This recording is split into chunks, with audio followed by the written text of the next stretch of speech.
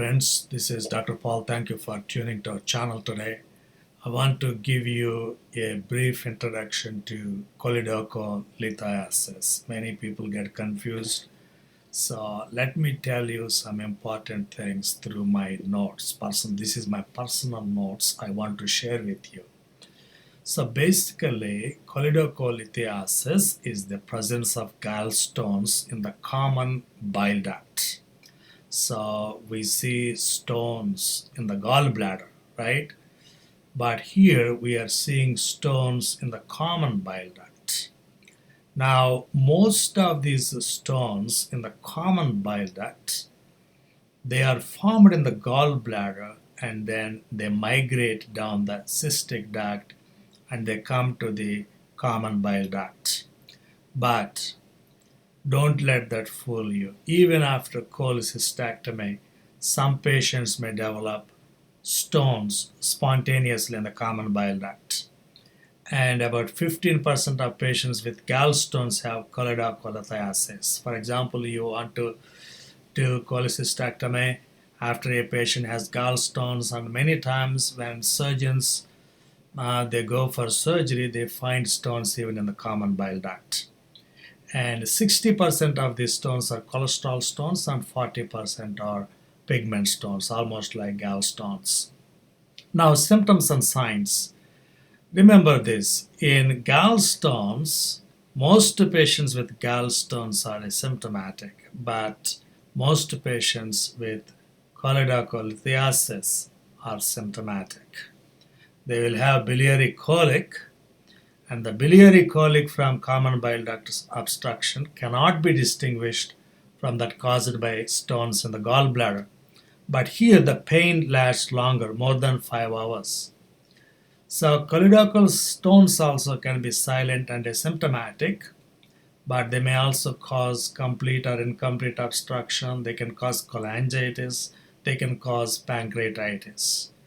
The associated symptoms include nausea, vomiting, jaundice, pruritus. There are certain unique features about pruritus. This pruritus is intense in warm weather, and they usually get this pruritus on extremities than on the trunk. What about Courvoisier's sign? That's a palpable gallbladder due to CBD obstruction. This can happen in choledocholithiasis, and this can also happen in malignancy. So this sign is not specific to this condition. Then the diagnosis. Labs are not that specific. These ALT, AST, amylase, lipase, alkaline phosphatase, they may be elevated. All of them may be elevated. Some of them may be elevated. All of them may be normal. So this is not the specific, but the specific is imaging. So you do hepatobiliary ultrasound, CT, magnetic resonance cholangiopancreatography, endoscopic retrograde cholangiopancreatography, percutaneous transhepatic cholangiogram, endoscopic ultrasound. These are the things you can do, and there are advantages and disadvantages to each one of them. And on ultrasound, you see dilated CBD. That is like, you see, don't let this fool you. Even in elderly patients, you will see a dilated CBD. So dilated CBD itself is not suggestive of choledocholithiasis. It should be in association with symptoms and signs. Then the treatment, basically you should do cholecystectomy to remove the source of gallstones. And then also you should remove all the stones in the ductal system. Just common sense. Then how do you remove CBD stones? You can do endoscopy or surgery. In endoscopy, it's ERCP with a sphincterotomy. Remember, the most commonly used therapy for treatment of choledocholithiasis is sphincterotomy.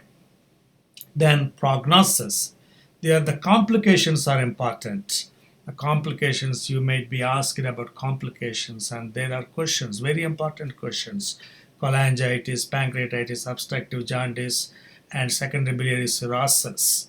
Now, a trivia, what is the most common cause of obstructive jaundice? It is biliary duct stone. It's not surgery. It's not malignancy.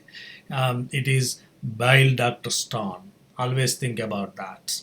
And then what is the most common complication associated with the endoscopic sphincterotomy? It is pancreatitis. So this is about choledocholithiasis, very, very important. Please remember these points. Thank you so much. Have a nice day.